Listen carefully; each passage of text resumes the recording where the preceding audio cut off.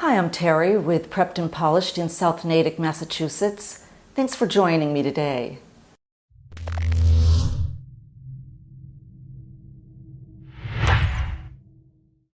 Today I'm going to review 2 comma rules frequently tested on the ACT English test that have been a source of confusion for many of my students.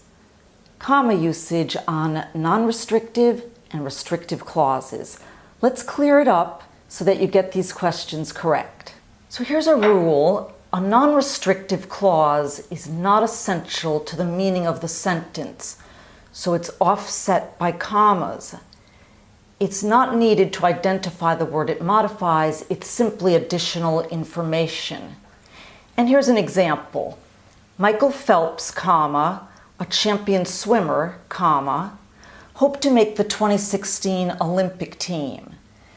A champion swimmer, it's actually called a non-restrictive, a positive, is not essential.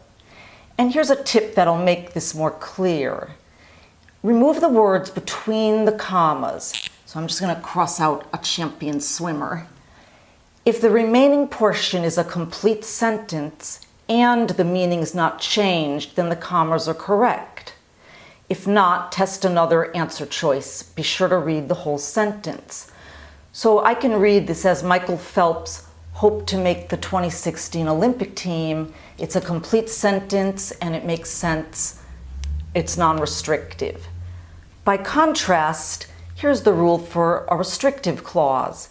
It is essential for the understanding of the sentence. It's not just additional information, so commas are not required.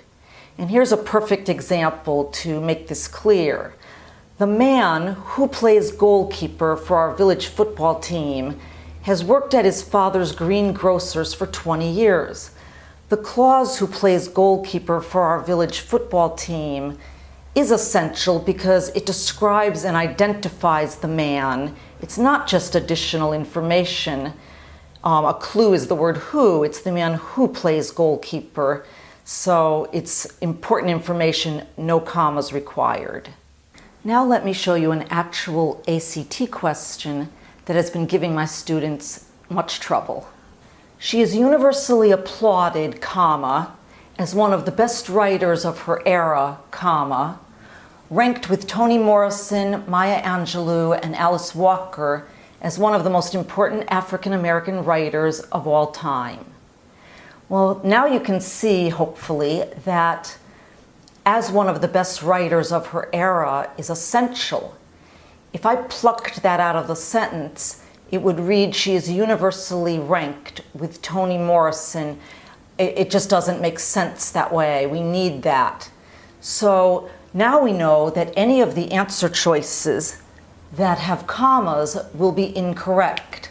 So we can get rid of F, we can eliminate F, and we can eliminate J.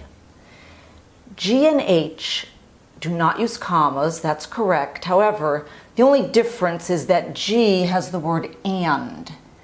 And we do need the word and to join the 2 halves of the sentence. So it should read, she is universally applauded as one of the best writers of her era and ranked with Toni Morrison, Maya Angelou, and Alice Walker as one of the most important African American writers of all time. So we can eliminate H and G is correct. Now you know much more about using commas correctly with non-restrictive and restrictive clauses. This will help you on the ACT English test, as well as with all of your writing, including the ACT essay. If you enjoyed these tips today, give us a thumbs up and subscribe to our channel.